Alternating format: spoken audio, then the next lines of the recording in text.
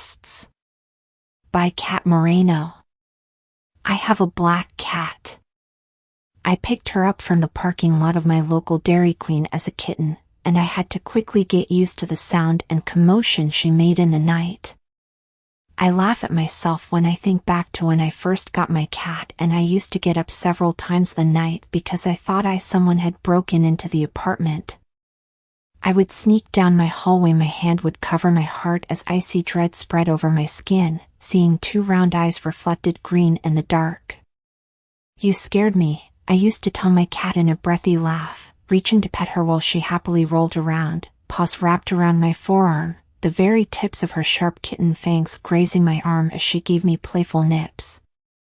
She always loved to sleep on top of the kitchen cabinets and take her favorite stuffed mouse toy to the top of my bookcase to hoard, and I had to stretch on my tiptoes to get it down for her, slapping my hand against the printed wood melamine until the fuzzy mouse was under my palm.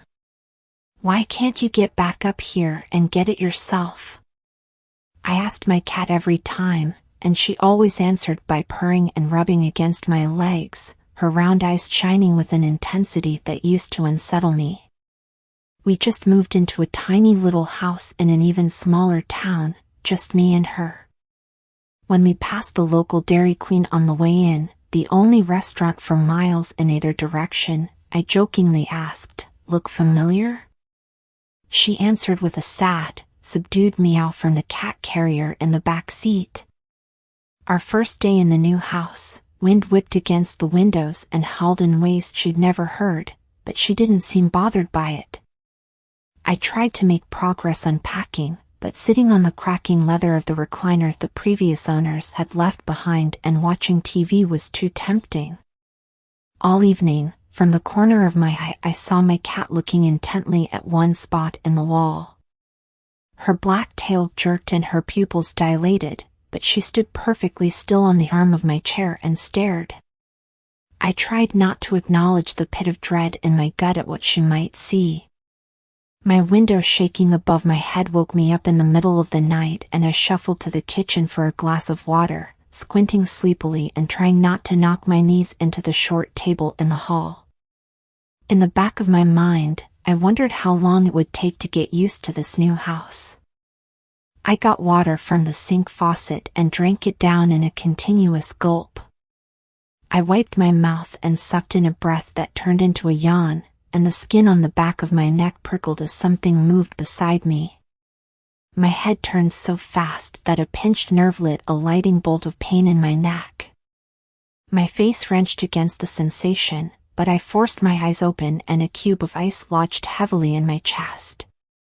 Two green circles shone at me eye to eye in the dark.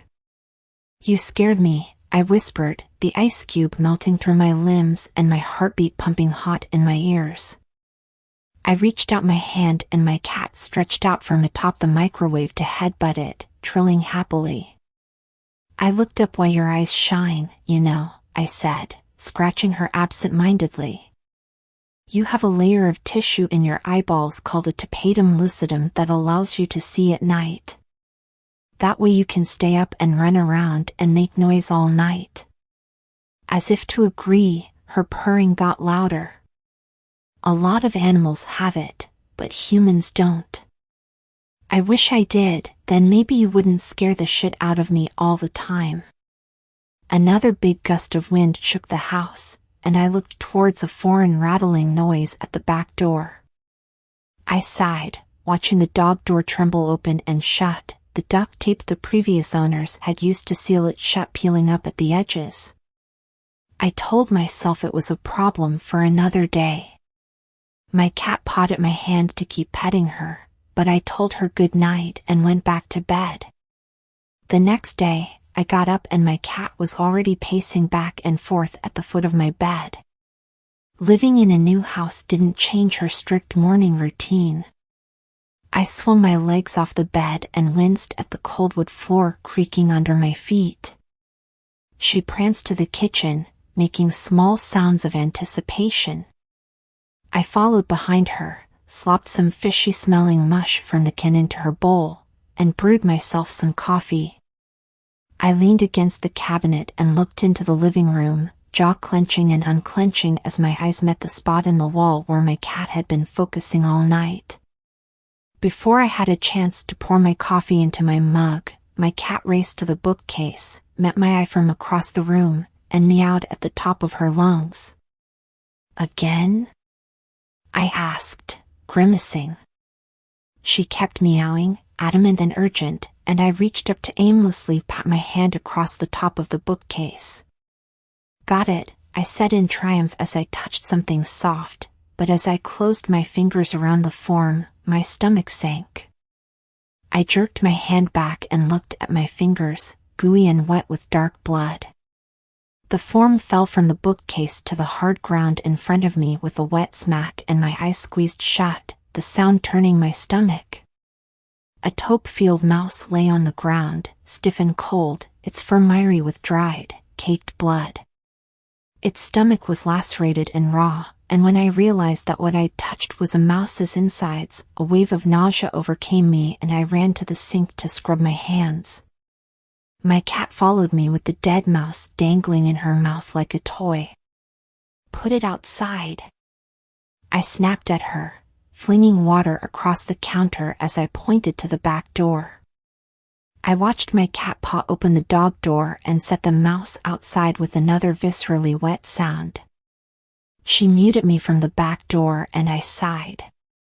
I hadn't realized there was a mouse problem in the house, but I should have with how rural the new place was. It struck me that she'd probably heard them in the walls the night before. I was disgusted.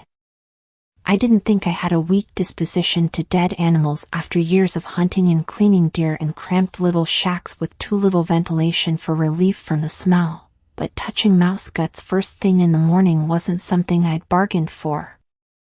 At least she was helping take care of the pests. The banging of the dog door in the wind woke me up the second night, and I groaned into my pillow. Of all the tasks in my long to-do list unpacking and situating in the new house, my brain had skipped the most annoying one.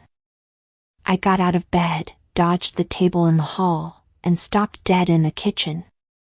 Dread bathed me in ice. 2 lamplight green circles shone at my eye level, 2 pin-dot eyes reflected just underneath them. "Another mouse?" I asked into the darkness, and wrinkled my nose when I heard an agonized squeak, nearly drowned out by the wind. I crouched at the dog door and tried to stick the worn-out tape back into place, but it did nothing. I hung my head. My cat needed a place to put the dead mouse when she was done with it anyway. "Just don't go out there," I said to her through the dark, trying not to hear a crunch and another frantic squeak, and feeling glad that I couldn't see anything. "You'll get picked up by an owl or a coyote." I went back to bed and reminded myself not to reach up blindly to the top of the bookshelf the next day. It soon felt normal, being in the new house with my cat. She handled the pests and only rarely left their gored bodies where I had to see them, usually discarding them out the dog door onto the back porch, and I learned very quickly to look where I was stepping over the threshold to the back porch, hearing a wet crunch and having to hose off tiny bones and organs squished between the tread of my boots one too many times. I blamed the vile images of those crushed bodies for the insomnia that started to torment my nights at the new house. Every time I fell asleep, I woke with a gasp like I'd forgotten how to breathe, and I held my hand close to my face to watch the faint outline shake in the dark. I got out of my bed to clear my mind, and as I got my glass of water in the dark house, I tried not to pay attention to the guttural growls from my hunting cat or the primal desperation from her victims. I heard the dog door open and shut again a few times a night, and I never knew which times I was dreaming and which times I wasn't. The grizzly mice and bird corpses weren't on the porch anymore in the mornings, and that was fine with me. I didn't really question whether my cat was eating them or discarding them somewhere further away from the porch, because even if she was going out at night, she was still in my room every sunrise, eager for breakfast. I saw 2 sets of reflecting eyes one night, and I couldn't tell which pair were my cat's. They were the same size. I listened through the pumping of my anxious pulse as my cat dragged the other animal out the flap, but I never saw the body of what it was. Another night, I heard distressed flapping of wings through the dog door that seemed too loud to be a sparrow or a cardinal, and the glimpse I caught of the glowing eyes seemed big enough to be an owl. On a particularly bitter winter night, I woke up so many times from shallow sleep that I couldn't tell which times I was actually conscious. I dreamt of growling and whining, and I went into the kitchen in the morning a hazy shell. I passed by the back door the first time without seeing anything.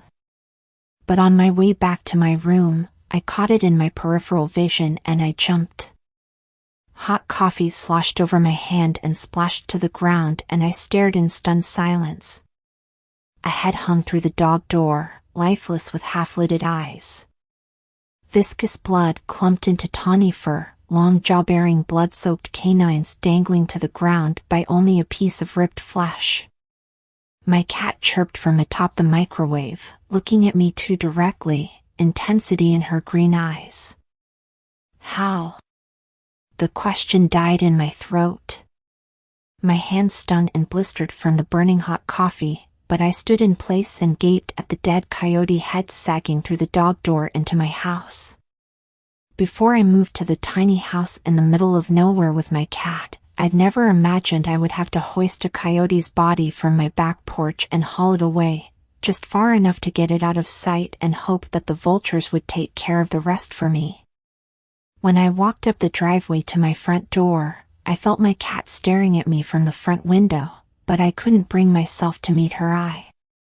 She's an 8-pound little animal, I told myself throughout the day when she would cross my path and rub on my leg and headbutt my hands for pets, and the image of the coyote's shredded throat played in my head. She can't hurt you. I spent the evening on edge, fingernails picking at the recliner's peeling leather, my cat perched on the arm, staring at one spot on the wall. I reminded myself that she only takes care of pests, only pests, and I went into a restless sleep. In the morning, I could have cried with relief when I nearly stepped on a dead mouse, just a mouse, on the back porch. The days passed, and if I hadn't had to pass the decaying coyote every day on the way to work, I would have convinced myself that that whole morning was just a dream. The wind beat against the house and I awoke with a start to the sound of the back door flying open. I left my bed and tripped over something hard and metal in the dark hallway. I squinted to see what it was and I furrowed my brow. I didn't remember getting out my shotgun any time recently. Maybe I'd started sleepwalking. I hoped not. The back door was cracked and the wind whistled through the gap, high-pitched and harsh. I stiffened against the frigid winter air, looking back across the ink-dark house, worry churning in my gut that my cat had run out into the cold, dangerous night. I saw her green eyes reflected in the dark and I sighed with relief. I shut the back door and deadbolted it. I heard my cat growl low and menacing in the base of her throat, and I wondered if she caught another mouse, since I'd only seen one set of the traffic light eyes in the dark. I stood at the back door for an extra second, thinking to myself how much louder the wind was here than in the city. It drowned out my cat's teeth-piercing flesh, dulled down the trashing and gurgling of something so much bigger than her. Please, please, I'm sorry, help me, please. I yawned into my palm and my eyes trained on the shape of the gun in the hallway. I fell asleep to the sound of the wind against the windows and not cries for help from the kitchen. I thanked my cat for taking care of the pests.